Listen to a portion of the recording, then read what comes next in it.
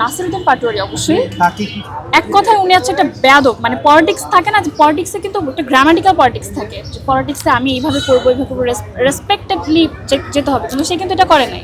তো তাকে নিয়ে আমার আসলে সেভাবে মন্তব্য করার কিছু নাই, কারণ পুরো বাংলাদেশের মানুষই বুঝতে চাচ্ছিল সে কীরকম মানুষ। আমি মনে করি যে গ্রামাটিক্যালি পলিটিক্স করতে হলে অবশ্যই বয়োজ্যেষ্ঠ যারা আছে তাদেরকে সম্মান দিয়ে করতে হবে, দলমত নির্বিশেষেই তো বাংলাদেশকে আগাতে হবে। তো সেক্ষেত্রে তারও উচিত মানে ভদ্রতার সহিত যেন পলিটিক্স করে।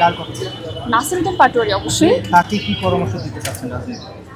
সে আমার সিনিয়র, তাকে অবশ্যই পরামর্শ দিব যে একটু সুন্দর সুষ্ঠু যেন মানসিকভাবে তিনি স্টেবল হয়, এরপর তিনি যেন রাজনীতিতে আসে, এটা হচ্ছে কথা। কারণ মানসিকভাবে স্টেবল না হলে সেরকম ভুল ভাল কথা বলে ফেলবে, মানুষ তাকে কিন্তু অ্যাকসেপ্ট করবে না নেতা হিসেবে। আর কারণ একটা জাতীয় নেতা হতে গেলে তাকে কিন্তু কি দলমত নির্বিশেষে সকলকে অ্যাকসেপ্ট করার ক্ষমতা এবং মন মানসিকতা রাখতে হবে। দেখেন, দীর্ঘ সময় তারা পলিটিক্স করে আসছে, তো বিভিন্ন রকম উত্থান পতনের মধ্য দিয়ে কিন্তু তাদের জীবনটা, মির্জা আব্বাসদের জীবনটা, তো তারা জানে কিভাবে পলিটিক্যালি হ্যান্ডেল করতে। বসুন্ধরা ডায়া প্যান্ট এখন আরো উন্নত। এই hot air through top sheet দ্রুত শোষণ করে সোনামণিকে দেয় কোমল অনুভূতি। হবে এই নতুন নেতা যারা আসতেছে, জাতীয় নেতা, এরা তো নেতা হওয়ার আমি মনে করি যোগ্যতাই ছিল না যদি না জুলাই অভ্যুত্থান গণ অভ্যুত্থান না হতো। এবং তারা তো মানুষের যে মেন্টাল যে গেমটা, সেটা দিয়ে কিন্তু তারা মানুষদেরকে গ্র্যাপ করতে চাচ্ছিল, কিন্তু পরবর্তী কিন্তু মানুষ জেনে গেছে যে তারা আসলে কী অবস্থা হচ্ছে। আমি মনে করি বর্ষিয়ান নেতা, তারা জানে কীভাবে হ্যান্ডেল করতে হয়, সেই জন্য সেই সব বিষয়ে তার এত মাথা ব্যথা নাই।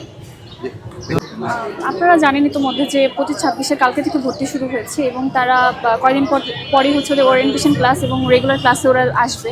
তো আমাদের ওদের আমরা ওকে জানাতে চাই যে এই যে ছাত্রদল আমরা আছি বা রাজনীতি করছি এবং রেগুলারলি রাজনীতি করছি, তারা যেন ভয়ভীতি না হয় এবং তারা যেন হলে যায় এবং হলে যেন সিটের জন্য তারা আবেদন করে। কারণ আগে যেই দীর্ঘ 17 বছরের যেই হল পলিটিক্স ছিল, গেস্ট রুম কালচার বা গণরুম কালচার, সেটা নাই। এবং আমরা চাই তারা ভয়ভীতিহীনভাবে, যদি কেউ আগ্রহী হয় ছাত্রদল করতে, বিএনপি করতে, তারা যেন নিঃসন্দেহে আমাদের কাছে আসে, আমরা তাদেরকে সেইভাবে অ্যাকসেপ্ট করে নিই।